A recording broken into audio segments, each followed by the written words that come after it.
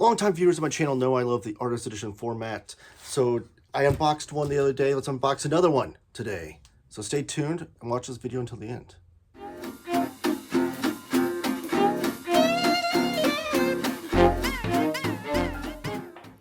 All right, so we have another Artist Edition to show off today.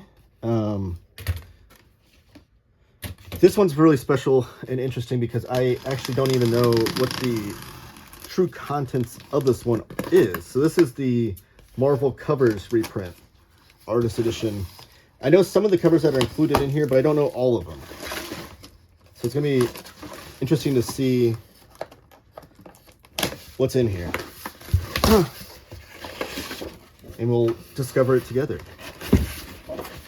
So while I'm opening this box, please give the video a thumbs up and subscribe if you haven't already.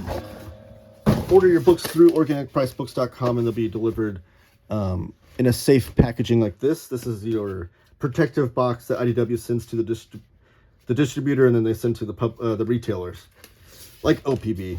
And OPB packages this box within a box to keep everything safe and sound.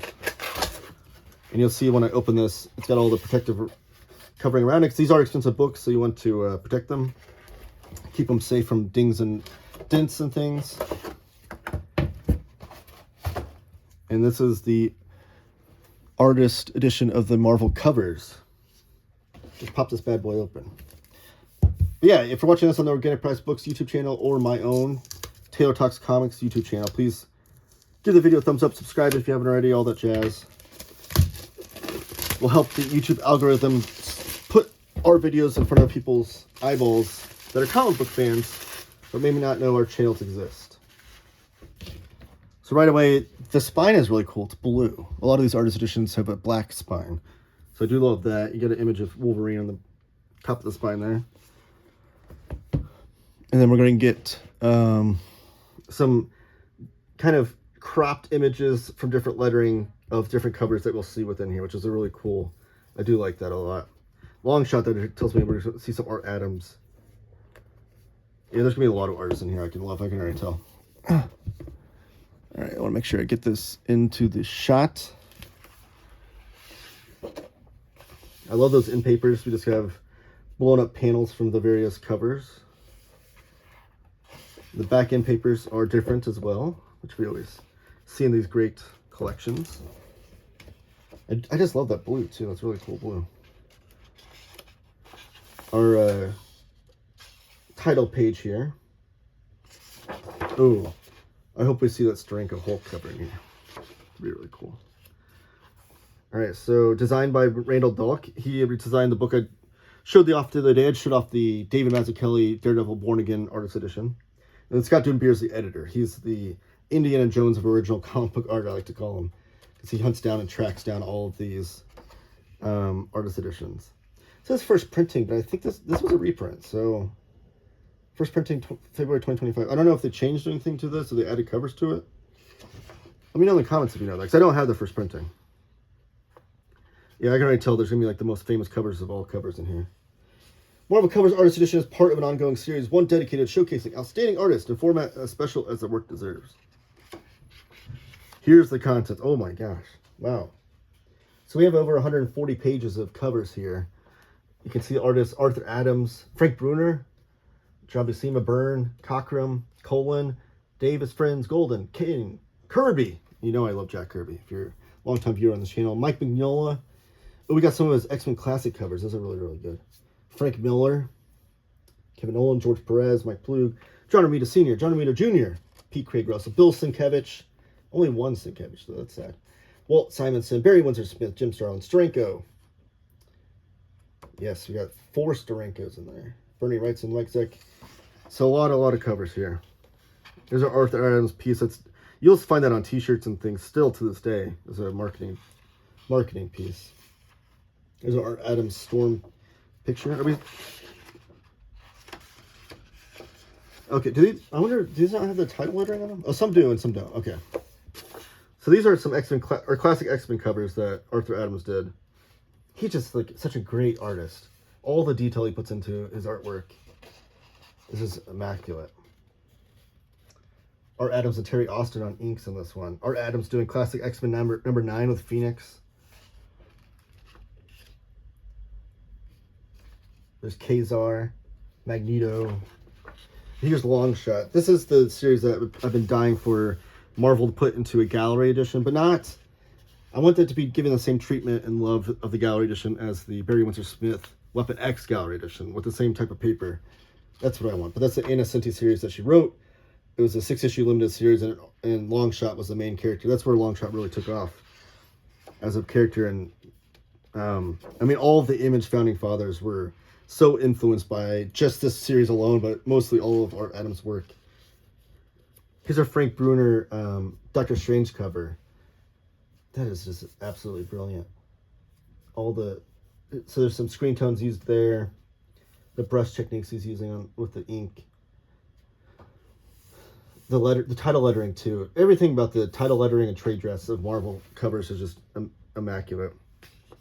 You can see the figure drawing here. You can't see that and not understand how that didn't influence all the Image founding fathers. Got some Avengers covers here. I think I need to keep the table of contents handy so I know what I'm looking at here. Oh, these are John Buscema covers. So big John Buscema. I always love this trade dress for their covers from Marvel the most, I think. The Marvel Comics group and the it's not quite 2/3. What is that, like? I don't know, a fourth. And then down here with the color banner. Yeah, that's still Buscema, right? I wish there's page numbers on the bottom here. The Fantastic Four, 133. Yeah, it's still Buscema. Ragnarok Reborn. And this is John Byrne. Is that John Byrne's short run on Captain America, I wonder? Yeah. Then we're going to get some Fantastic Four. Oh, we're going to get some Byrne X-Men covers in here, too. John Byrne's Fantastic Four run. If you're not read it already, you need to. But it's just absolutely amazing run of comics. Oh, here's John Byrne's She-Hulk run. How many... It doesn't... Oh, there it is. There's only one She-Hulk cover in here, unfortunately. But his She-Hulk run is just legendary. And then here's the famous X-Men covers. Every single one of these covers is an absolute masterpiece. The trifecta of Byrne, Austin, and Claremont in the X-Men run is just... you can't say enough wonderful things about it. So back here in the background, I've always wondered this. So these covers in the background, where we have Cyclops, exit Cyclops, those look like they're Xerox? I don't even know if Xerox existed back then, but they're photocopied somehow to put in the background there. And here's some more. That's definitely John Byrne. I could tell by the faces there. And then Daredevil. This is Dave Cockrum. Okay. Do we get any X-Men? We got a few X-Men covers. So Dave Cockrum obviously kicked off Giant Size X-Men in the Claremont era of X-Men. Giant Size X-Men with Lynn Wein, but then the Claremont era of X-Men before John Byrne took over. And before that, Dave Cockrum did a lot of Legion of Superheroes work, which I loved. Okay, so this is really cool. So these artist editions, I don't even know if I said this. They're done true to size. So the page that the artist worked on, this is the exact size of the page. And then when they copy it down for the single issue, they shrink it down, obviously. But this is done in full color, these scans. That's why you can see like the white paper that they're scanned on with the page over the top of it. You even see like the shadow there. I wonder if that's like from the paste up of the title lettering. It's got to be what that is. And right there too on the corner box. So this looks like this was probably done as a high quality photograph rather than just a scan on this particular cover. But you can see the whiteout that Cockrum used over the top of Magneto to really put into that energy, that technique used by him right there. And then, so Cockrum could do these awesome covers with literally no background, and then he could do these fully detailed pieces as well. I wonder if, yeah, you know what? One reason might be because he had Terry Austin on inks, which might have helped with a lot of that background pieces and just time in general. Cockrum's the only signature on this one, so this is all Dave Cockrum pencils and inks on that one, I'm assuming. You even get this too, like Terry Austin signed this off to someone who he sold this to or maybe gifted it to him, that cover. Because I think they would trade off too, like the inkers and pencilers would trade off which one, you know, who got to keep the original art and stuff. I don't know how that was broken down legally, or if that was just like a handshake type deal with the artists. So I want to get back to the table of contents so I can make sure I... Oh, so now we're in the Gene Colan era. Joe Sinnott on inks here, it looks like. Yeah. Who's a famous Kirby inker. And we have Gene Colan on Howard the Duck. We had Frank Bruner did some Howard the Duck work as well, but Gene Colan... It was really amazing to see Gene Colan work on Howard the Duck, because Gene Colan is such a great like horror artist. He's a Doctor Strange run in like his Tomb of Dracula, but he's such a good cartoon drawer too, or cartoonist. Here's Iron Man and Submariner #1 by Colan. Tomb of Dracula. I know they had a Tomb of Dracula artist edition. I'd love for that to be reprinted, because I missed out on that. Another Tomb of Dracula cover by Gene Colan. This was even signed after the fact, so this is probably signed to whoever he sold it to. That's a really famous Sabretooth Wolverine cover. That's inks by Paul Neer. This is Alan Davis. And then we're going to get to Ron Frenz after this. Oh, is this Ron Frenz is doing a Best Wishes John Romita? Yeah, the official index of the Marvel Index. So you just see Ron Frenz drawing a bunch of different characters there. Then I know that's a Ron Frenz. That's a famous homage cover to Amazing Fantasy 15 with the black suit Spider-Man. That's homage covers weren't that common back then. They weren't like they are today. And then is that also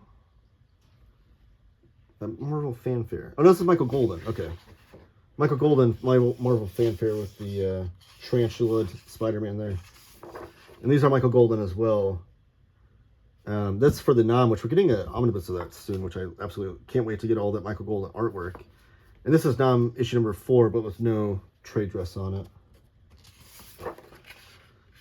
And then we're moving into Gil Kane with Amazing Adventures. This was when Beast was the main character there. And that was before Giant Size X-Men. And then we're getting more Gil Kane on Amazing Spider-Man. That's the famous cover. That's been used for an omnibus. And then Avengers and Captain Marvel. Some Daredevil. You also see some of the pages that are aged too. But this one's like mostly yellowed and this one's kept pretty white. That could be because maybe the person that bought this had it framed where like some sunlight was on it, or didn't, store it away as well as this person did.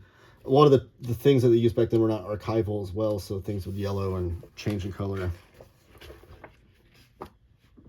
Is that Neil Adams? Am I wrong on that one? That's Gil Kane? Oh, no, yeah, there's no Neil Adams in here, I don't think. That's Gil Kane on Giant Size Defenders, #1. I think it's because Neil Adams did a famous cover for Defenders that I'm mixing that up with.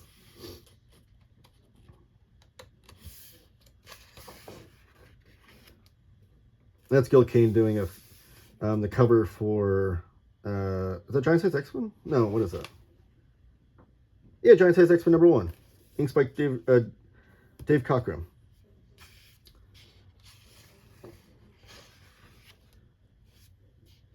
Oh, we got a fold out here. So this is really cool. This is by Art Adams. Trying to get it. Sorry. I need a bookmark to hold my table of contents so I can pull this out. So we got the full image of Wolverine here. I can't really get this in this shot. In the back piece we have Captain America. Amazing fold out page here. Sorry, I don't want to lose that. And then so that's still Gil Kane, and this is Tomb of Dracula 33. And then we're getting to the true dessert here. The Jack Kirby. I don't own any Jack Kirby artist editions, unfortunately, even though he's my all-time favorite comic book artist. They are reprinting the Mr. Miracle artist edition, which I cannot wait to get my hands on. It has full issues in there. But here's 3 issues of Captain America that he did. So Captain America shared Tales of Suspense with Iron Man up until issue #100. And then Captain America 100 kicked off his solo series. So we got 3 of those covers here from Jack Kirby before he came off the book. A Devil Dinosaur cover. It's issue #6. That lasted only 9 issues, I believe, that series. It was really a lot of fun in there. I wonder if that because Kirby did a good job of keeping his artwork, or scanning it in at least. I don't know if scanning is the proper word, photographing, whatever that they used back then. But his artwork in the 70s for sure. So I wonder if there's enough material to do with Devil Dinosaur Artist Edition. A Kirby Fantastic Four issue for 175. This is we're getting a few more Kirbys. This is way after. So Kirby left the book on 102, and then when he came back in the 70s, he wouldn't do interiors for Fantastic Four, but he would do covers. The Invaders cover right here. So this is all Kirby's 70s work. This isn't a cover you'll see often from Kirby because this is Marvel Chillers featuring Tigra and the Werewoman. It's just not something you see, you associate with Kirby a lot. Marvel Collector's Item Classics. And then Marvel's Greatest Comics, The Fantastic Four. So this is a reprint of the Kirby stories, but then done with a new cover by Kirby, which is really cool. Now we're getting to the Mike Mignola. This is his Defenders cover. So this is pre-Hellboy. So you'll see his technique and art really changed. I think, yeah. So this is Mike Mignola too. Still working with like a similar, like almost Kirby-esque figure, John Buscema type figure, how to draw Marvel the Comics way type deal. This one's a little bit more Mignola-esque, and then this is when we truly get to like the kind of squatty figures, the Hellboy era kind of. Again, this is still predates Hellboy, but it's like getting into the era where we see his Hellboy figure drawing come into place. There's some Kirby crackle in the background. And then here's another Mignola with, you can see the figures too, are more of what you see and expect in Hellboy. Now this is Frank Miller, I believe, right? Yeah, Frank Miller's all next. So Frank Miller, Daredevil. This is his famous Daredevil run. That's the cover of the Frank Miller Artist Edition for Daredevil. So I know I have that in another book. But famous cover with Elektra. We get some pinups, it looks like, with some cool screen tone in the background. Daredevil and Elektra teaming up to fight the Hand. Is it the end? Not quite. This is used for the Omnibus, I believe. I don't remember if it's the DM cover or the Standard Edition. But even Frank Miller, I've talked about Frank Miller on my channel so much, but you can see his figure drawing and techniques is so Neil Adams-esque before he really dives into his own stuff. Where you really see him dive into his own styles with Ronin, when he jumped to DC. And I do have the Ronin Gallery Edition overview on my channel, which the Gallery Edition is also, it's just another word for Artist Edition, but it's what DC names their Artist Edition. So if you want to see some more Frank Miller artwork, check that video out. And then Alpha Flight. Oh, that's Kevin Nolan right here. So this is the last of the Frank Miller, and then we're into Kevin Nolan. Nolan only has one piece. And then who's next? We got George Perez on Marvel 2-in-1. So this is a George Perez cover, which is really cool, with Moon Knight and Thing. And then we got Doctor Strange by Michael Plug, sorry. Sorry, Michael. Oh, Ghost Rider. That's an amazing cover. A really famous cover. And then we got, who's Sandy Plunkett doing a Solo Adventures cover. War of the Worlds. Oh, John Romita Sr. Okay, so a lot of the War of the Worlds stuff was Neil Adams. I think I just want Neil Adams in here. But that's, who did I say? John Romita? John Romita Sr. Who we're going to see on a lot of these next ones before we get to his son. Oh, that's a super famous cover. Amazing Spider-Man 121. John Romita still contributing some art to Amazing Spider-Man at this point. And then John Romita doing Avengers and Fantastic Four. This is the king size special number 8. Not Fantastic Four number 8. Here's a Foom cover from John Romita. That's amazing. With Captain America. Giant size Chillers, The Curse of Dracula. Invaders and Fantastic Four. Oh, that's a Treasury Edition cover. That's really, really cool. To get that in there. Tower of Shadows, which I have a review copy of The Lost Marvels for Fantagraphics. It's a book coming out. And this is in there. This is the first issue. Which I guess I could get that book out and show you guys. Hold on. Do a little comparison real quick. A little special treat for people that stuck around in the video this long. But the Tower of Shadows, Lost Marvels, this is put out by Fantagraphics. Collecting some of the older material that Marvel's never reprinted and may never reprint. But here's the cover done as faithfully to the original coloring as the cover was. And on here you can see the comparison of the techniques. All that cross-hatching done on the figure is all gone. You see it still right there a little bit. If I put it on the camera. But on the figure itself, it's all gone. It's all washed out on the final printing. The fur jacket here you can see was maybe redone a little bit. There's a little bit of white out and stuff, but it shows up really bright there in the final copy. So, a little cool sneak peek of that book you can see. Contest of Champions. This is John Romita Jr. I'm almost certain because I know he did. That was one of his earliest works he did with, 3 JRJRs in here. One of the earliest works he did with Marvel. Does it have a year on that? No, it doesn't. Okay. And then this is his run with Anna Cinti, I believe. Giant Size Spectacular Daredevil. And then, oh, that's Sienkiewicz. But before we get to that, JRJR on X-Men. P. Craig Russell and Bill Sienkiewicz. I mean, anytime you see original art piece of his is just a masterclass. You can see all the splattering of the ink there with the white media being painted over the top of it. I want to see. I have the Artisan edition, which is like the smaller trim paperback of Bill Sienkiewicz's. I think it's like Moon Knights, Mutants, and Marvels, or what I think it's called. I forget the title of it, but I want the full-size artist edition reprint. Oh, here's Simonson with the famous Beta Ray Bill cover. And another Simonson piece. Then, who's on this Marvel premiere issue? Barry Windsor Smith. Oh, we're going to see some Barry Windsor Smith on Mutants. Barry Windsor Smith on Iron Man. So absolutely amazing. Him on New Mutants. Which issue is this? It doesn't say. I guess I would say over here, wouldn't it? 36. And Barry Windsor Smith doing his X-Men issues. And this is Jim Starlin with his Captain Marvel run in Iron Man. Iron Man 56. Is that the first appearance of Thanos, or is it 55? I always forget. His Warlock cover. This is a famous one. You can see he whited out some parts of it that he wanted to redo. A lot of Kirby crackle in the background. Jim Steranko. What issue is that? Fantastic Four 131. Yes. There we go. Okay. But this is another Fantastic Four cover. Hulk Inhuman. This is one of the most famous covers of all time. One of the most homaged covers of all time. That is an amazing piece to have the original art for. I love that it looks like just marker strokes. Like with like almost a Sharpie, but I'm sure it's more, I'm sure it's a just a thicker ink pen or something, but those strokes done in there that you don't see on the final piece.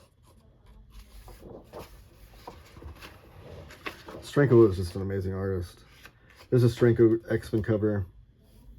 I used to have this comic, Hulk 119. I used to have the single issue of this when I was a kid. It was one of the first comics I ever had. And I just remember the cover and flipping through it. Every time I see this cover, it brings back memories. You see they whited out there a little bit.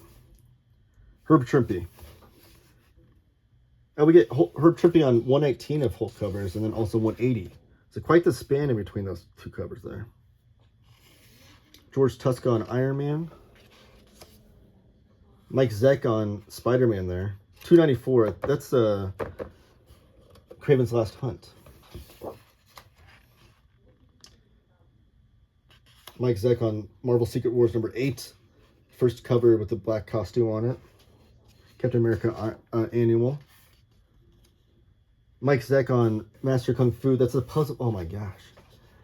I'm a huge fan of Master Kung Fu. I'm trying to put out the whole run together in single issues to custom bind, which I need to do a video on. Someone in the comments dropped that to remind me to put a progress video. I talk about the project so much on my channel, but I never show anything about it. I can go through all my issues of Master Kung Fu. It's one of my favorite comic book series of all time. And it's one of my favorite covers. It's amazing to see the original art with the zip-a-tone down here. Oh, that's really cool. So here's all this artist signatures. which every artist has a cool, distinct signature. The most famous story for their signature here is Simonson. This is supposed to be a dinosaur in his signature in the in papers. Wow, so I went through almost every page there. Thank you for bearing with me. I hope you enjoyed that as much as I did. The artist edition, all the IDW artist editions Scott Denbier's done are magnificent. Scott Denbier has now moved on to his own publishing company called Act 4, who will be publishing their books through Skybound, the Image Comics imprint. But IDW still has access to a lot of these previously done artist editions, and I hope that they just keep reprinting them. Rather than try to have someone take Scott Denbier's spot, just reprint all the great ones that he did. That's what I'd like to see. But yeah, thank you for watching. I do have a video I just did the other day on David Mazzucchelli's Daredevil Born Again artist edition, so check that out. And I have a whole playlist of artist editions if you want to hear me wax poetic about this amazing format. Thank you so much for watching. Give the video a thumbs up. Subscribe if you haven't already. And comment down below with your thoughts. Thank you so much, guys, and keep reading comics.